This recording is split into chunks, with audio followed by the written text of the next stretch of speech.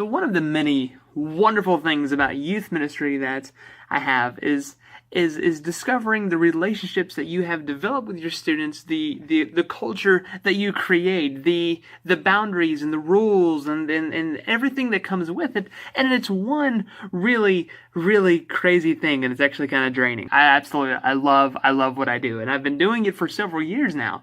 But one of the things that I've discovered in most youth ministries that I have been a part of or I've participated in, or the ones that I have now, are the rules and boundaries that the culture makes within itself.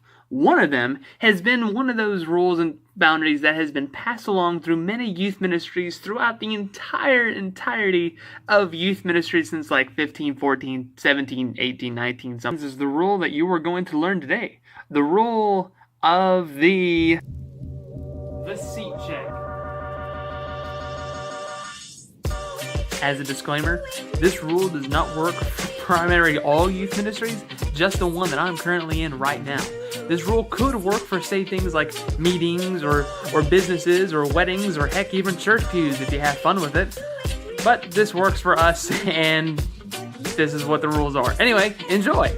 Seat check is not a secret rule. There are many people who do the seat check rule, but they can only do it correctly. There are only a handful of people that I actually know that know how to do it effectively, and I happen to be not an expert at it. So this is not going to be a very accurate way on how to do the seat check.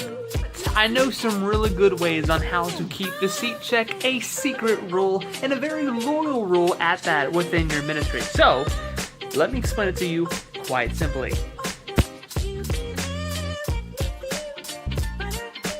Today, I will be doing this exercise with my favorite chair. I borrowed this chair from a university once upon a time ago, but I won't mention what university because they won't give me my degree. The rules to the seat check are simple. There are 6, and I will be going through those rules one bit at a time. Rule 1. Once you have found a seat that you preferred, you may see it, look upon it, and be approved of the seat. Once you have done that, you may call the term seat check. And once you have called seat check, the seat now belongs to you. Rule number 2. Once you have claimed the seat cannot be taken from you.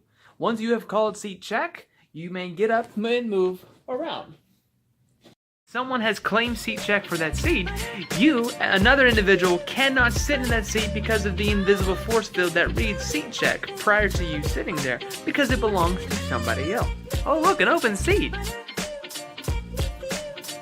Dang it, never mind. Simple.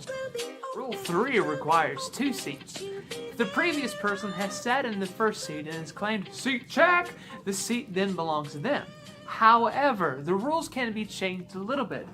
Say if there is a second seat, if you're sitting next to your best friend or to your crush or however the case may be, you may look over, see that there's an open seat, hop over, and claim seat check.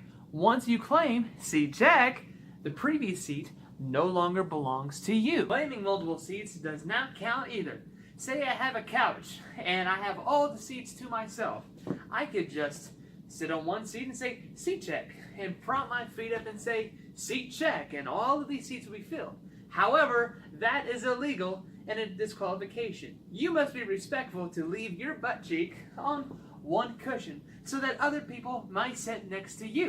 In the case you are an introvert like myself and you don't want anybody else sitting next to you, just say the seat is taken and the people will respectively walk away. What you cannot do is claim multiple seats at once, just like I had just said. So you cannot do this. Seat check, seat check, seat. You cannot claim more than one seat. One butt cushion, one seat. Remember that, kids. Rule 5. What you can do is give up your seat freely. Although you may have already claimed a seat and you could say seat check and the seat does belong to you, you can give up your seat. Just simply saying on seat check, and you may get up and walk away. The person after that can then take your seat and say seat check.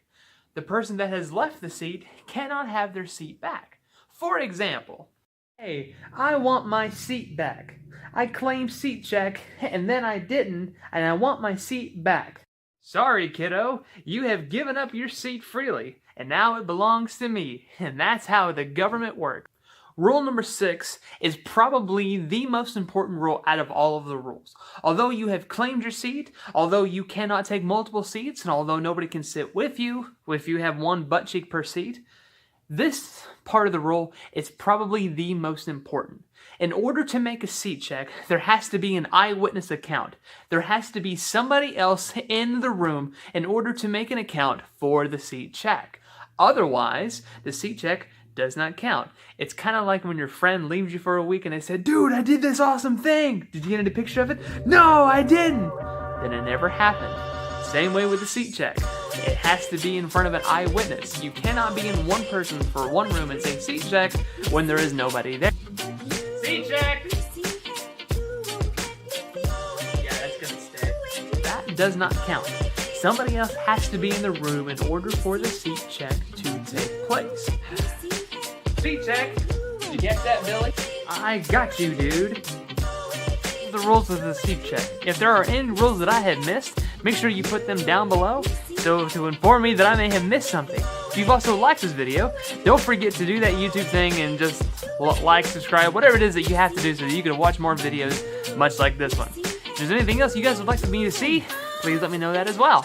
Guys, I hope you have a fantastic day. I hope this was very informative, and I will catch you in the same face. Find me at the same face, same place. Bye-bye.